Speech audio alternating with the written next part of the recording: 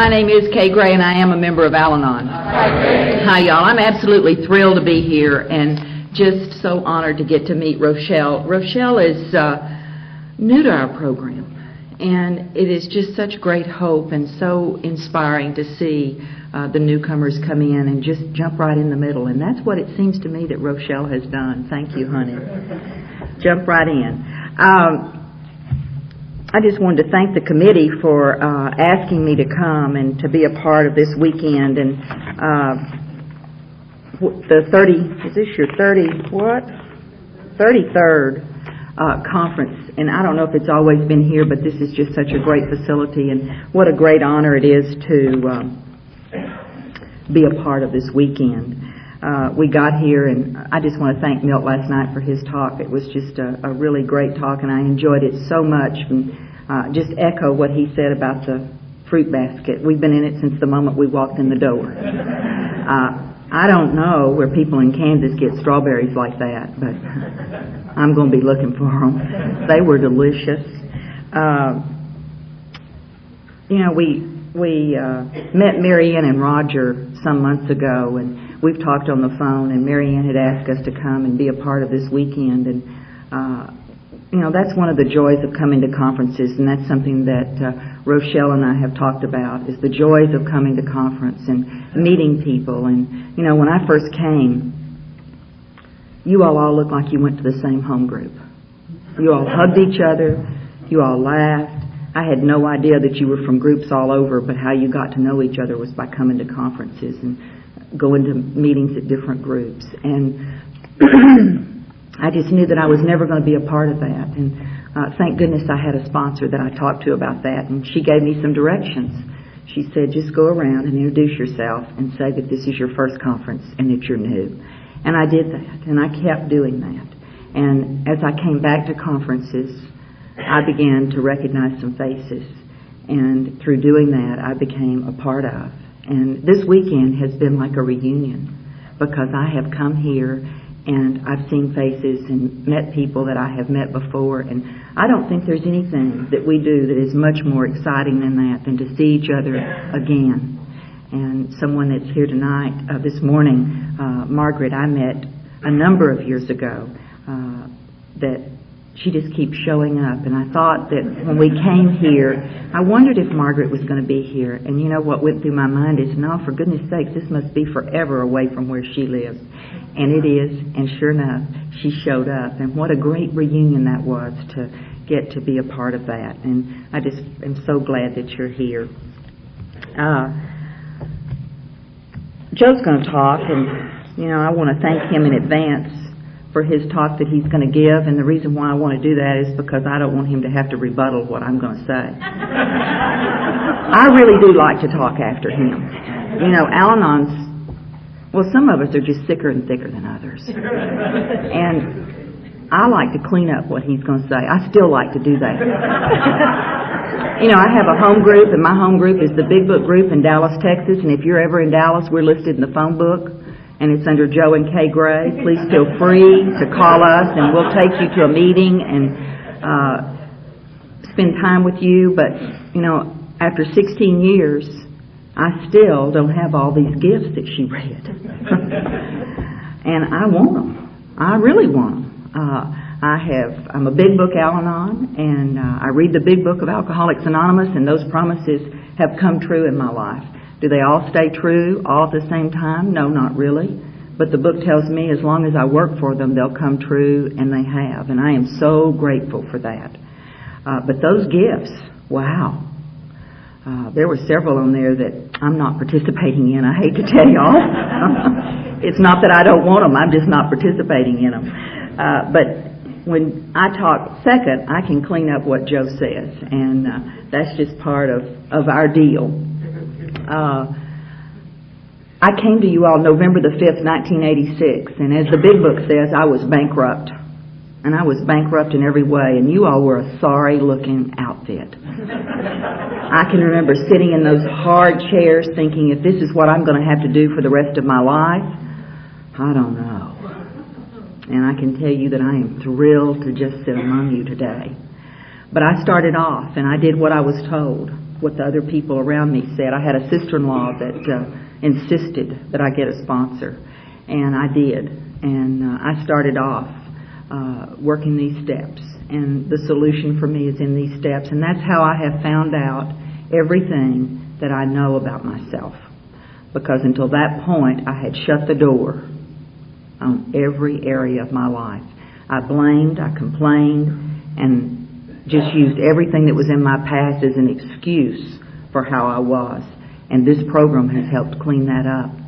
I've loved alcoholics all my life, I guess. The very first alcoholic in my life, and I didn't even know he was alcoholic, was my father. I knew that he drank, and I knew when he drank he did certain things. If you're the child growing up in a home like that, there are sounds of alcoholism. And alcoholism is a family disease. It doesn't just affect the alcoholic. It does that. But it affects the entire family. And we all get sick together. And we all did get sick together. I began very early on becoming a watcher. I watched what happened. As 4 and 5 and 6 years old, I wasn't saying very much. I wish it had stayed that way. I didn't walk in the doors not saying very much, I can tell you that. But I also was a listener, and I listened intently, and I watched the faces, and I tried to figure out what was going on. And that's a dangerous place for me to be then, and it would be a dangerous place for me to be today. And through working these steps, that has changed for me. At 5 or 6 years old, I knew something was going on. I really liked what he did. He had fun, and I wanted to be where he was. He is a big part of my story. And, it was the uncles, and they were all in the front room playing cards, or they were playing dominoes, and oh my goodness, they would laugh and slap their knee and hoot and holler and drink. And I wanted to be in there where they were. And of course, the women shooed me back into the other part of the house. They were all in the kitchen grumbling and complaining and moaning and trying to figure out how to make them stop having fun. Isn't that an Al-Anon? By definition, I think. Anyway, some of the things that I watched them and heard them do was they talked about getting the food on the table. Now, I think that's a myth. Do y'all ever know where food made an alcoholic quit drinking? I don't. But they said if we could just get them fed, they'd quit drinking and everything's going to be all right. And that seemed to be what they said over and over and over about a lot of different things. One of the things was when my mother decided he had drank too much. That seems to be another Al-Anon thing. We can decide how much the alcoholic should or should not drink. And she would tell him it was time to go home. Now, my dad was a big barrel-chested guy. There was no doubt about that he was a real man's man, and he wasn't going to let a little woman tell him what to do. He'd go home when he got ready, good and ready. There's probably no drunks in this room like that, I'm sure. And she would just keep going back to him. And I'd think, why doesn't she shut up? Can't she see that he's not ready to go? She is the reason that there is so many problems here. And I'd just watch them, and I'd just listen to what they'd say, and my little mind would begin to work. And it wasn't very long till he was ready.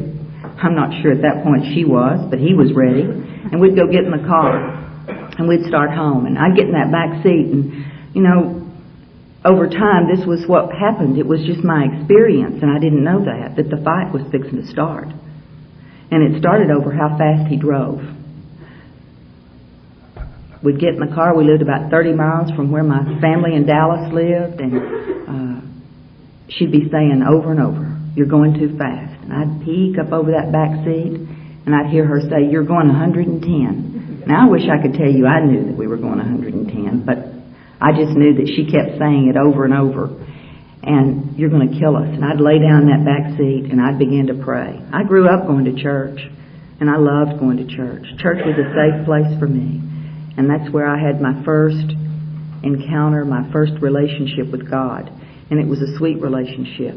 And I took all of my worries and all of my fears to God at that point. And I'd lay down in that back seat, and I would pray that she would shut up. Because I was just sure if she'd shut up, everything would be all right. And that he would slow down. But that didn't happen. and they just kept going on. And that is about the disease, the family disease of alcoholism. As the disease progressed, and it is a progressive disease, and it doesn't matter if it's in the alcoholic or in the Al-Anon, it just gets worse and worse, and down the scale we went. And before long, when my dad began to drink, I began to recognize Dr. Jekyll and Mr. Hyde. I didn't know that that's what it was then, but that's what the book tells me it is. He would change from being that laughing, fun guy to angry, and then sometimes violent. And, later on, as the disease progressed, I spent time in emergency rooms watching my mother's face be sewed up from the disease of alcoholism. And as a child, I confused that with the man that I loved, the man that I would rather do anything to get to be with, began to do things that I just didn't recognize. And a word came in my head that it took the 12 steps in forgiveness to change, was that my dad was sorry. And I began to think of him as a sorry man. And it was when I came to Al-Anon that I could understand that he was alcoholic. He was not sorry. And that when I was in those emergency rooms, it was how the disease of alcoholism had affected him and my mother and myself. One of the things that the doctors would ask is, how did this happen? And I'd say, she fell. She fell against the wall. I learned to lie at a very early age. No one ever told me to do that. No one ever said, when we go, you're going to lie about it. I just began to do it. It's just the disease of alcoholism. I don't know how I knew. I just knew to do it. And that happened over and over and over again. I couldn't understand why she didn't leave. I didn't understand why she stayed. That too is the disease of alcoholism. You can't live with you and you can't live without you, and that's the way we are until we can find recovery. As time went on, the things that I began to do was to use the skills that I learned early on to lie, cheat, and steal. And I learned to do that very, very early. In school, it was hard for me to pay attention, and so I'd stay up all night listening and watching for the fight to break out, because I was going to protect. I don't know if I was going to protect her or if I was going to protect him. She was pretty vicious. She used to beat him up on a regular basis with the newspaper or anything else, and I'd have to get up and get between them and try to get them in different rooms and in different beds. And in doing that, I was up an awful lot at night. And in the morning, I'd get up and go to school, and I couldn't pay attention, and I'd go to sleep, and I'd worry. Worry was a constant companion for me from a very early age. I began to worry about what was going to happen at home. That didn't do very well with school because I began to make bad grades. But right behind that, what I began to do was steal report cards. And I don't know if we have any report card stealers in here, but you just steal a duplicate set. You keep the real ones. You fill out the ones you stole. You take them home. You let your parents sign those. They all looked good. My real ones didn't look so good. I signed them. I took those back to school, and I did that over and over all the way through school. And needless to say, I didn't get a very good education doing that. But I got an education in the disease of alcoholism, that's for sure. Sometime around 12 or 13 years old, my mother decided that she'd leave my dad. And she took me to my grandmother's. The next day we returned home. And I got on my bicycle and I did what I knew to do. That was to ride down to his office to convince him not to do this. To convince him that something different was going to have to happen. And he said to me something that he'd done much of the time. He said, let's go have lunch. And I thought, oh goodness, we're going to get into trouble. Now I'll tell you why I thought we were going to get into trouble, because my mother used to go look for him. I don't know if we have any Al-Anons that look for him, but when he doesn't come home, we want to know where you are. We want to know what you're doing, and most important, we want to know who you're doing it with. And so she'd put me in the car, and she would take me down an infamous road in Dallas called Harry Hines. If you're familiar with Dallas, you might know that street. And there's lots of bars up and down it. And my dad would be in one of those bars, and she'd pull up out front, and she would send me in. And she wouldn't go in, she'd send me in. He was always glad to see me. He'd pull me up on that bar stool next to him and introduce me to his friends, and I was just sure that I was full grown, that they didn't know I was a 5 or 6 or 7 year old. And we did that over and over. She'd also get mad at me because I'd stay in there too long. And then she'd be mad at both of us. And I wanted to ride home with him, but she wouldn't allow it. So I had to get in the car and listen to her all the way home. And this was something that I knew he and I were going to get in trouble for if we went to lunch this day. But we did leave and go to lunch, and she was at home packing. And, you know, I began doing what I knew I should do, and that was to convince him to go home and talk to her and to stop doing this.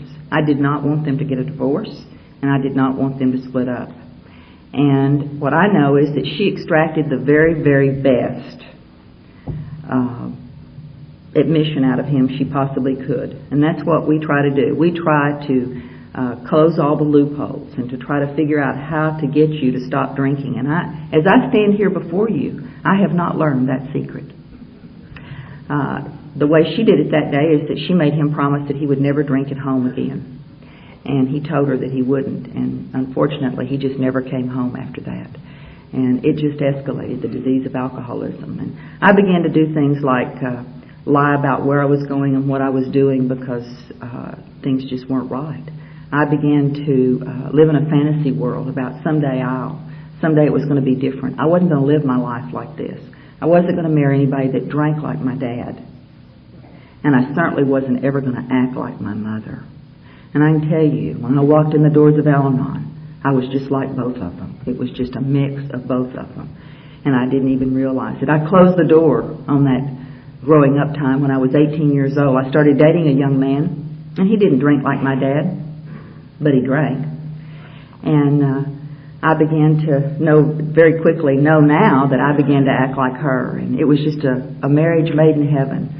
We started dating that summer. I'd grown up with him. I wasn't real crazy about him. He was a bad boy. And I didn't know then that I liked bad boys. It wasn't until I worked in inventory that I realized that every boy I'd ever liked had been a bad boy. But that's just the way it was. And, one time, the reason why I say he was a bad boy is he was a couple of years older than I was, and he had a brand new red and white Corvette. And he drove across my high school campus and shot a universal hand signal to the student body that was standing out front. And I just thought, oh, he is just awful. And of course, this is who I'm going out with. And I graduated from high school, and with my background, I don't know how. It was just sheerly by lying, cheating, and stealing. And I was enrolled at North Texas University and was ready to move into the dorm. And I did that. And he moved into his apartment. He was old enough to have an apartment. And, I just knew that everything was going to all work out for me. And it wasn't very long until I found out that I was pregnant, and we got married. And in that order. And I began to be scared to death. I wasn't going to go home and tell my family that that's what I had done. They wanted me to get my education. They wanted me to do something with my life. And I wanted that too, and I knew that had come to an end. So I was just going to not tell anybody. Isn't that how we are? We just won't mention it to a soul. If it had been left up to me, I would have never told anybody. I would have never told anybody until today if it had been left up to me. He wasn't going to hear of it. He thought I should move into that apartment with him and out of that dorm. And he said, we've got to go home and tell your parents. And we did on a Wednesday. And I remember it as clear as if it was yesterday. He picked me up from that last class on Wednesday, and he said, we're going to Dallas and tell your folks. And I thought, oh, dear God, there'll be a death, certainly, out of this. And we did. We went to Dallas, and my mother was at home, and my dad came home, and my dad had not been drinking that day. And we told them that we had gotten married. And my dad looked at me and said something that for the next 10 years I absolutely tried to live down. He said, I hope you have enough sense to be married. And that day, and the day I walked out of that marriage 10 years later, I did not have enough sense to be married. Not at all. And out of that marriage came 2 children, and the disease of alcoholism, and me wanting to know where he'd been and what he'd been doing and who he'd been doing it with. And he said the same things my dad said. He'd never been anywhere, he'd never been doing anything, and he'd never been with anybody. And I wanted to know why he had lipstick on his clothes. If you haven't been with anybody, how come you've got lipstick on your clothes? The disease of alcoholism was stealing everything out of that marriage already. Those 2 children were born, and I was crazy. I was following him, checking the speedometer on the odometer on the car, marking the tires. I'd seen the police do that in parking spaces, mark the back of the tires with chalk. checking his clothes, checking credit cards, and I spent 10 years of doing that, staying up late at night trying to figure this out, trying to figure out what to do just one step quicker, one step sooner so that I could get this figured out. And I was dealing with something that I would never be able to figure out, the family disease of alcoholism, insane and crazy. And I was working as hard as I could, as fast as I could to figure it out. I knew pretty early on that there were other women in his life. And I'd like to sit here and tell you that, I was just blameless and all that. I just was a wife that just cherished this husband and never did a thing. But it wasn't very long until I was doing the same thing that he was doing and gave away my dignity and my self-respect bit by bit to the disease of alcoholism. The things that I had been taught growing up, and I was taught morals and principles growing up. Sometimes out of that disease of alcoholism, we might not think it's there with our parents. But it was. And I had given all those away. By the end of that marriage, I'm one of those Al-Anons that can't let one go until I have another one right here. And that's exactly where I was. I had another one already. And that marriage began to just fall apart, completely fall apart. We separated. And about year number 9, we separated. And what had happened was, I came home one night, it was about 9 o'clock, and opened that front door and walked in. And I don't know, if you're an Al-Anon of my type, you know if somebody's been in your house. You know if that glass in the sink wasn't there when you left. You know if that towel was moved in that bathroom. You know if that soap had been used and there's some water spots on the cabinet. If you're an Al-Anon of my type, there should be some head shaking out there. And I walked in that night, and there had been someone in my house, but they weren't there that I could tell. And in a few minutes, he walked through the back door, and the fight began. And he and I had been doing this since day one. Black eyes and broken furniture. And, I'd made a decision a long time ago that I was never going to be hit like my mother, and I wasn't. When there were stitches to be done, he was the one that went to the emergency room. I was a fierce competitor. I'm glad I didn't have a gun. If I'd have had a gun, I'm sure that you'd have had another speaker, because I had that much anger and rage. And this particular night, the fight began, and I don't know how these fights began. You all may know. Where were you going? I was just leaving. I was scared. I thought someone was in the house. And from there, we dug up every old bone, every argument we'd ever had, cast it about, rediscussed it, got worse about it, had bigger things to say about it, worse things to say about it, and bit by bit my clothing began to disappear. He began to rip just one piece right after the other. And the next thing I knew, I was standing there buck naked. And he walked back into our game room, and I heard the gun cabinet open. And I remember it's just like standing here today. I remember standing at my kitchen cabinet and saying that prayer. I thought it was the prayer. God, if you'll get me out of this, I won't ever do this again. And I left that front door buck naked and ran down that street and found a flower bed and jumped in it and laid there for about 2 or 3 hours while he walked with that double-barrel shotgun up and down that street looking for me. Thank God he didn't find me. He finally wore out and went in, and I knocked on that lady's door. And this is a disease of alcoholism. I call my aunt and uncle. They come and get me. I'm in an attorney's office the next day. I file for divorce. This is the disease of alcoholism. 2 weeks later, we're in the attorney's office, me with my attorney, him with his attorney. He looks at the 2 attorneys and says, I'd like to talk to her by herself. This is my disease of alcoholism. I looked up and I said, yes. Those 2 attorneys looked at me like I had lost my mind. And I had, one more time, to the disease of alcoholism. We went into a conference room, and he slid a pretty piece of jewelry over to me, and he said those magic words, oh baby, I love you, and I'm sorry, and I don't know what happened, and that won't ever happen again. And I just knew that that was what it was, that it was over. I believed that, as I had been believing it over and over each and every time. This time wasn't any different, but I believed it. That's the disease of alcoholism. We walked out of that office. We went on that trip. I wore that piece of pretty jewelry just as I had been doing all those other fights, and just as I did the ones the next year. I sold myself for a piece of jewelry and another trip and a promise that he loved me. And I believed he loved me the very best he could, but he loved alcohol better. And he gave up that family for alcohol. He gave up his children, and I gave it up too. And I took off. You know, I had this feeling that I'd been missing out, and I began to do things that I never thought I would do. Leave my children, get up in the middle of the night, or not come in at all, and tell them the next morning I'd gone for bread.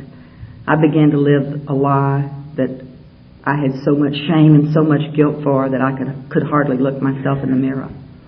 I was about 3 years single and acting like it over in Fort Worth at the Colonial Golf Tournament. And I looked up, and all the way across the room was this tall, good-looking blonde. Now, one of the things that I've learned since I've been here is I like bad boys and pretty packages.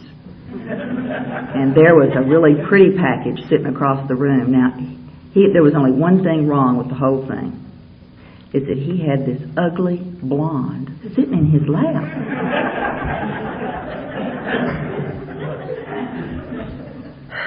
Now, I knew that you shouldn't do that at the country club.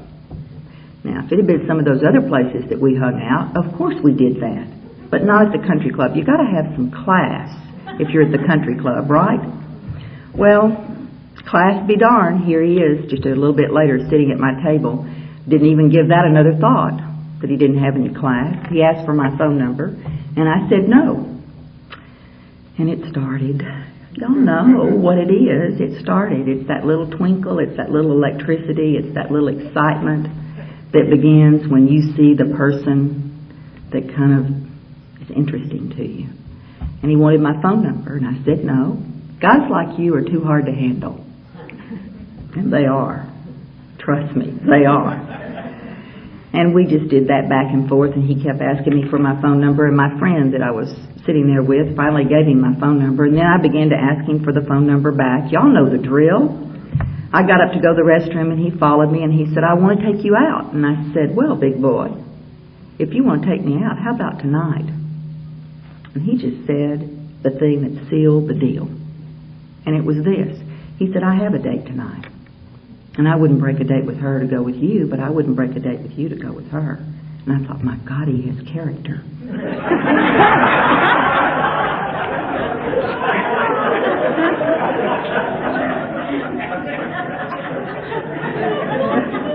He did then and he does now. He has character, all right. He is a character.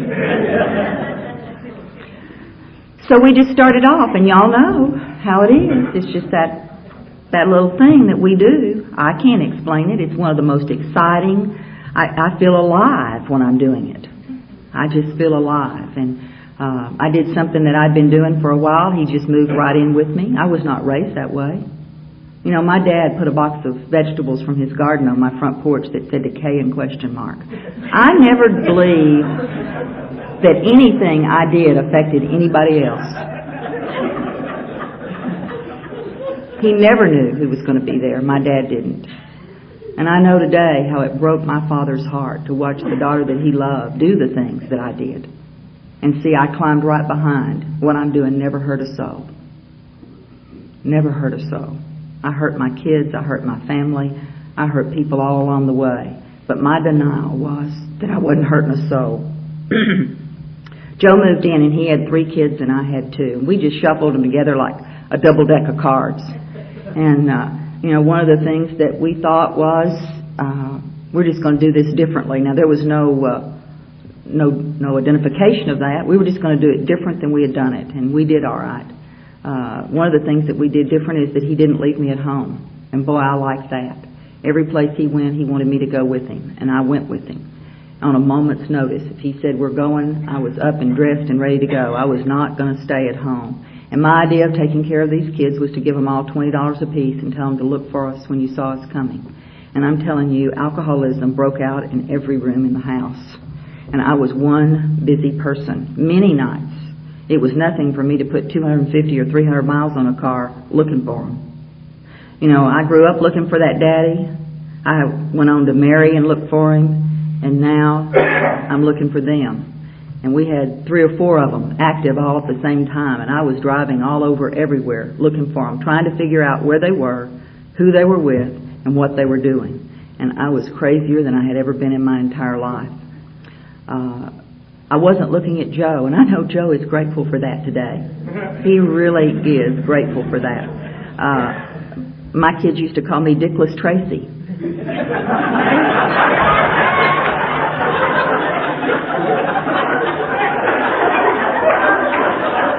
I looked everywhere. I went through all of their stuff. I checked under the mattresses. They had lock boxes that had stuff in it. I'd break into their lock boxes. I was like an insane person. The disease of alcoholism had made me crazy. And I was the main participator in it. It was all just coming to an end, and I didn't even know it. On the beginning days of November of 1986, I called my mother-in-law, and I said, just talking to her, and she burst into tears. Joe's baby sister had been locked up in a psychiatric ward, and this was about the 3rd or 4th time, and my mother-in-law was just worn out. She had her kids, and I said, if you'll just give us some time and let us get there, we'll see if we can't figure this out.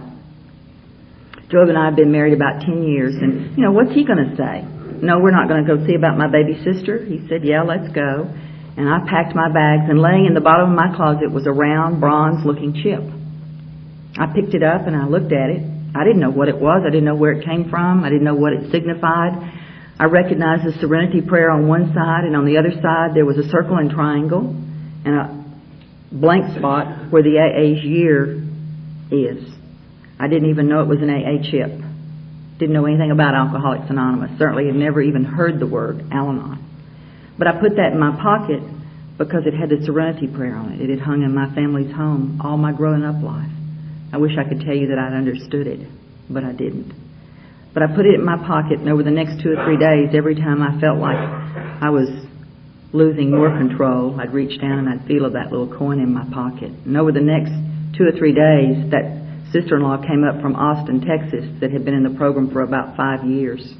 I had called her saying, I think Jeannie's dying. She said she is. She's being treated for the wrong thing. She's alcoholic. And sure enough, that's what it was. We took her AMA, against medical advice, out of that psychiatric hospital, and she went into a treatment for her alcoholism. And over the next 3 days, that sister-in-law that had about 5 years sober member of Alcoholics Anonymous, so many times talks to the family about alcoholism, and I am so grateful for that. Isn't that the most beautiful thing? That a sober member of AA can talk to the family members about alcoholism. And that's what she did. She talked about how it was for her. And I began to thaw just a little bit. My mind began to open. I can't tell you that I understood anything, but it began to open just a little bit. We came back to Dallas, and she and I went to an Al-Anon meeting, and the next morning I got up and flew to Austin. And that daughter of mine had called and said that she was furious with me because we were helping Joe's sister, that I knew that she was in trouble. I knew that she was in trouble. But I didn't know, how do you fix something? How do you address something that you don't know what it is? We'd been trying to fix lots of things. We'd never entertained the idea that it was alcoholism, not one time. And I said, I think I understand a little bit about what's wrong with all of us. And so I flew to Austin and went to her apartment, and I said, talk to her about Jeannie, and I said, I think that what we're dealing with is alcoholism. Are you willing to go get help? And of course she said no. She only had 18 days of the first semester of her senior year to finish, and she wasn't willing to do anything but what she wanted to do. And I said, okay, God doing for me what I couldn't do for myself. The miracles were happening in my life then, and I couldn't recognize them. I said, okay, and I stood up. She said, sit down. And over the next about an hour, she was packed and ready to go back to Dallas. And that night, she went into the hospital for her alcoholism. Within about 10 days, 2 of our sons came to us and said, if you think she's got problems, maybe you ought to look at us. There was a little theft ring in our neighborhood. We never realized it was coming from our house. I knew that they had a lot of CBs. This was back in the days of CBs. And if you had a radar detector stolen out of your car, even in Kansas, I'm going to go ahead and apologize. It was probably my kids. Alcoholism was everywhere in our house, and we didn't even know it. And those kids went into the hospital for their alcoholism just shortly after that. And my life, the life that I had spent years being in a knot about, just fell apart. I thought that my world was over. I absolutely felt so out of control. And I began to do the things that I heard the AA say. They said go to 90 meetings in 90 days. I was going to 1 to 3 meetings a day, every single day, 7 days a week. The only place that I could be okay was sitting in an Al-Anon meeting. And I couldn't understand what those women said. I couldn't understand what they were doing. You know, there were some that had 10 years, and I could see that they smiled. You know, one thing about us early on is that we have one personality or less. We talk about the Al-Anons having one personality and never smile. You know, we just don't have a sense of humor when we walk in the door. And that's where I was.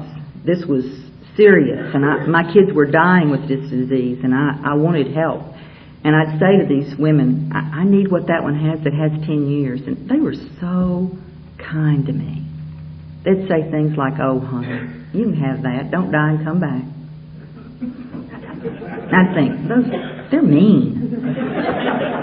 What do they mean, don't die and come back?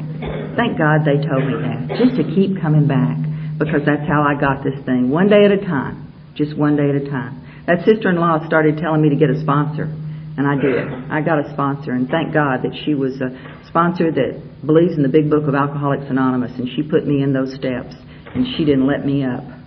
You know, she had me make commitments. The first commitment she had me make was a phone call. I called her every day. We didn't have a lifetime to get to know each other. We had to get to know each other as soon as we could, and to establish that line between us, and that's what happened. And she put me off in those steps, and I wish I could stand up here and tell you that I knew that my life had changed. I didn't know that in the middle of it, in the beginning of it, but as things began to happen, people around me began to notice. My kids were the first ones. They all came out of treatment, and they did not like what they found when they got home. I had learned to say some things that I had never said with any thing behind it. The word no. I'd never said no to them and meant it. I always just said no and then move it down a notch. I don't know if there's any in here that just keep moving it down a notch, just another notch. And I said no and could mean it. No, I'm not going to do that. I started, like I say, going to those meetings. Now, Joe didn't go to meetings, and I'm not here to tell his story, but his husband wasn't drunk. And I thought, I'm married to somebody that is brain dead. He doesn't even have a husband. Why is he saying his husband isn't drunk? He has drunk kids. Why isn't he going to Al-Anon? Well, he didn't go to Al-Anon. He laid on our bed and watched the ball games, anything that had a little round ball in it. There's probably nobody in here that does that. Golf, football, basketball, baseball, soccer, it didn't matter. I couldn't imagine why he wasn't going. More would have been revealed, and that's his story. But I stayed in Al-Anon, and I got in the middle of it, and that's what my sponsor told me that I had to do. I took commitments. You know, the very first commitment that I had was greeter at our group, and every meeting I was there to greet. And then it was literature, and I've been doing that ever since. Some 16 years later, I still take commitments. I still am a part of my group just like I was when I first came in. She told me that I would never get to the place where I could stop doing that, and I'm so grateful for that.